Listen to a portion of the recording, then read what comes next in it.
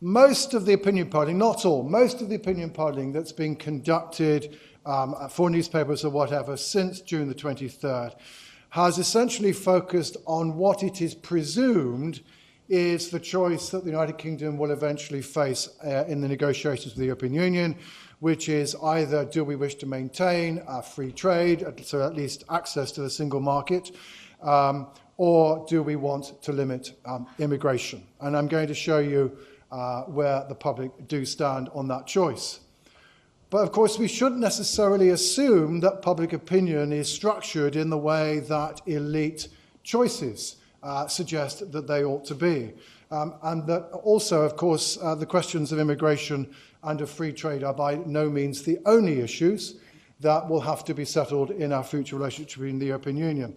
So having shown you some of the forced choice polling, I'm then going to show you some work that I did with NatSense Social Research as part of the UK and a Change Europe initiative, in which instead of asking people simply to look at this forced choice, actually look separately at various aspects of the relationship between the UK and the EU, and then you can draw your conclusions as to what we do or don't know.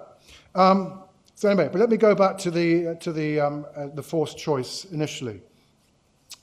There have been a number of readings. These are, I think, all the readings that were undertaken during the summer. I'm going to show you the ones in the autumn at the moment. Unfortunately, I don't think any polling company has actually managed to ask the same question more than once. And you will also notice that there does seem to be some quite remarkable divergence of results. So on the one hand, Comrades, in a poll that I think was done for the BBC fairly soon after the referendum, had 66% of people saying, no, the priority is to keep free trade, and only 31% saying it was ending freedom of movement. On the other hand, Lord Ashcroft in August came along and said, oh, no, only 28% prioritise keeping free trade and 52% ending freedom of movement. Now, a lot of that is to do with question wording, which I will come back to in a moment, and that in a sense tells you something, that actually people's attitudes towards this choice does depend quite considerably on how the choice is framed. But the second thing you will note, apart from those extremes, is that actually public opinion seems to be fairly evenly divided on the relative importance of these two things, albeit perhaps with slightly more polls suggesting that keeping free trade was more important than ending freedom of movement. The position in the autumn has not seemed to be very different. We've had indeed a couple of polls that really have suggested it was 50-50, a couple more again having it slightly more in favour of keeping free trade. But you'll notice even the same polling company, and I'm not picking on Comrades here, it just happened they've done 3 different questions in 3 different ways, have managed to get 3 very different answers, supposedly asking about the same subject. Why is this? Well, I haven't got time to go into this in detail now, but maybe you might get some idea from these couple of examples I've picked out. The wording that Lord Ashcroft used in particular was, he was asking people to choose between securing access to the EU single market and control immigration at all costs. Now, that, of course, echoes, as Matthew has explained, some of the campaign messages of the Leave side. And, of course, controlling immigration sounds like something you might want to be able to do. In contrast, if I take one of other Comrades' other example, the choice was between the government should prioritise reducing immigration versus the government should prioritise getting favourable trade deals with EU countries. Now, who could be opposed to favourable trade deals? All right. Now, there's important points here, which is at the end of the day, whatever the UK comes up with from the Brexit process, how it's framed successfully by the politicians on the various sides of the argument could well prove to be important in terms of how the public react. But in any case, be aware, therefore, certainly it's not clear that the public want one or the other. Perhaps we're pretty split 50-50, but it does depend on how the issue is framed. It is, of course, as you might expect, the argument about what kind of Brexit we should have and whether we prioritise free trade or immigration is, of course, in part a proxy battle for the referendum itself. So as you can see here, for example, here's a couple of examples from Opinium and from YouGov. Leave voters undoubtedly, that's the second and the fourth columns, undoubtedly prioritise ending freedom of movement, whereas Remain voters tend to prioritise keeping free trade.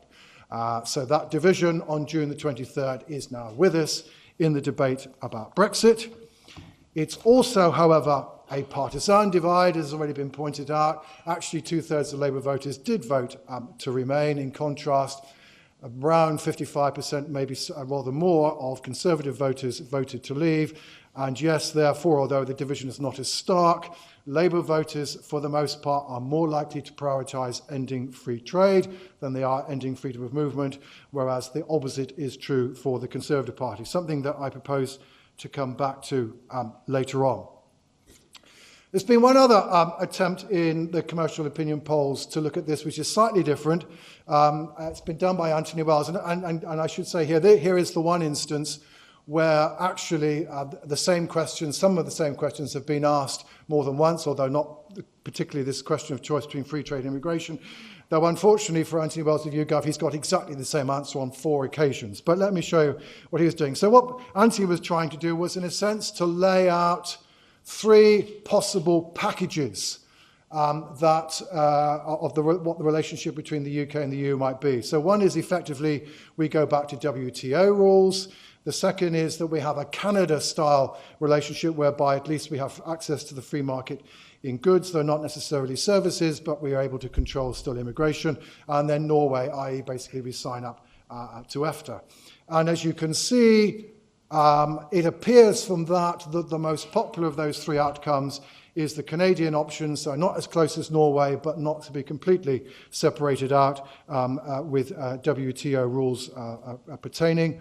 Why is that? Well, essentially because the Canada option is pretty much as popular amongst Leave voters as is the WTO option, but for Remain voters at least, it's something up with which they appear to be willing, at least some of them, to put, whereas what they really want is the Norway option, which is much closer. So it's therefore, as it were, the compromise that to some degree is able to deal with both voters. But of course, whether or not actually we're going to end up with any of these packages is of course highly debatable and highly uncertain.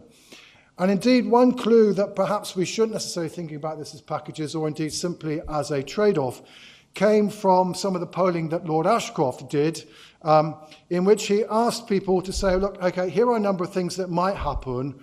Would you regard this as being consistent, if this were to happen, with the vote on June the 23rd? And here we can begin to see that actually public opinion is not necessarily packaged in the same way as the preferences of those who run the European Union.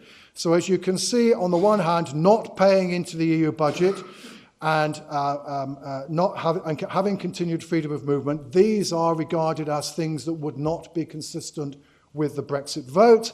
On the other hand, allowing existing EU migrants to stay and staying in the single market is regarded as consistent with the Brexit vote.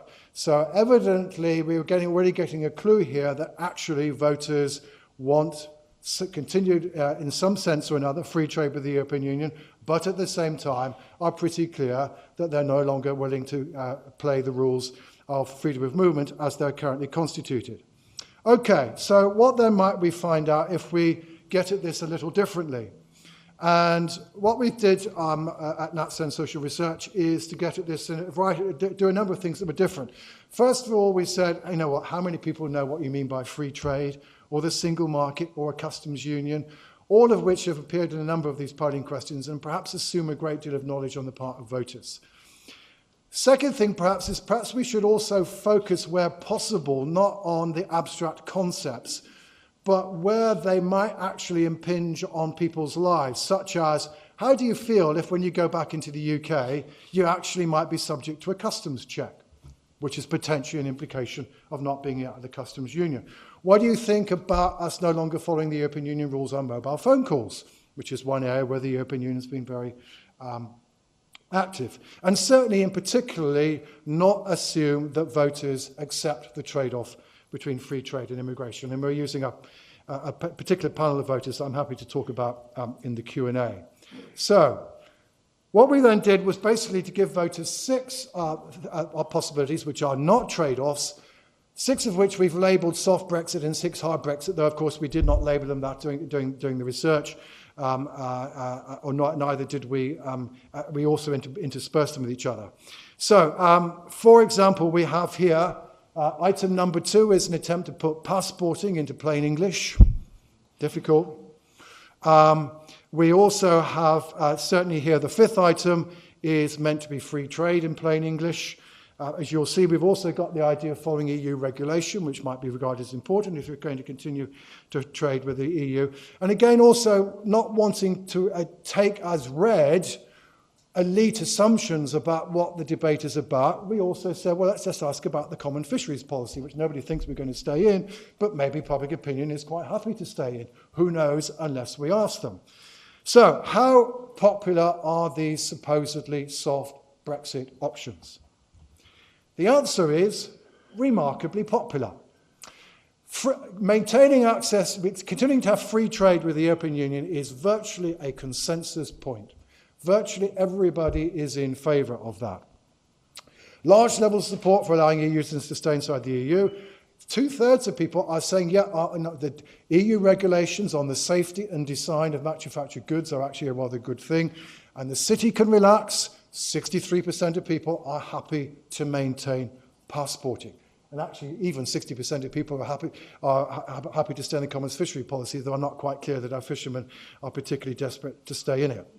So you look at that and you might say, okay, it's perfectly clear voters want a soft Brexit. But let's now look at a variety of supposedly hard Brexit options.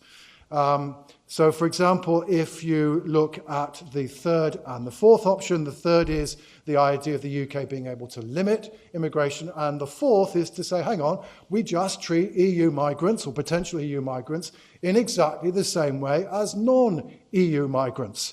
We've got customs checks, but customs checks referred to as the impact on ordinary people. And again, minimum hours regulation, etc. And again, 1 or 2 things that nobody thinks is going to happen, such as reintroducing passport checks between the Republic of Ireland and the UK. So how popular is hard Brexit? Popular.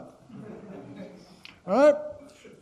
As you can see, both of the immigration options, 70 to 75% of people say, yeah, absolutely, I'm in favour of these limitations on immigration. 71% of people are apparently happy to go through customs checks, going to and fro the European Union. Work we found before has shown this. The reciprocal health agreement with the European Union is not particularly popular, etc. So here it seems to be clear confirmation that actually, so far as public opinion is concerned, that the trade-off between free trade and immigration is not how the public opinion is structured in the UK. The UK is happy to maintain free trade, apparently, but it's not willing to continue freedom of movement.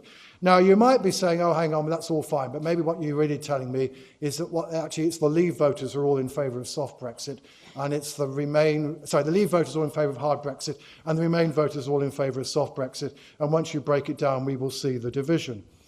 Well, to a degree, but don't exaggerate it. So here I'm now showing you the soft Brexit items broken down by whether people voted for Leave or for Remain. Now again, free trade, no argument. Leave and Remain voters all in favour.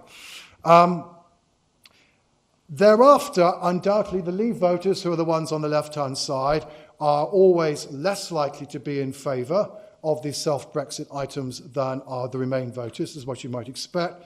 But again, notice 68% of Leave voters think that existing EU citizens already here should be allowed to stay. And again, the city can relax. Even amongst Leave voters, 57% say, yeah, banks should be able to trade on either side of the EU-UK border. So actually, yes, Leave voters are harder than Remain voters, but they still look pretty soft.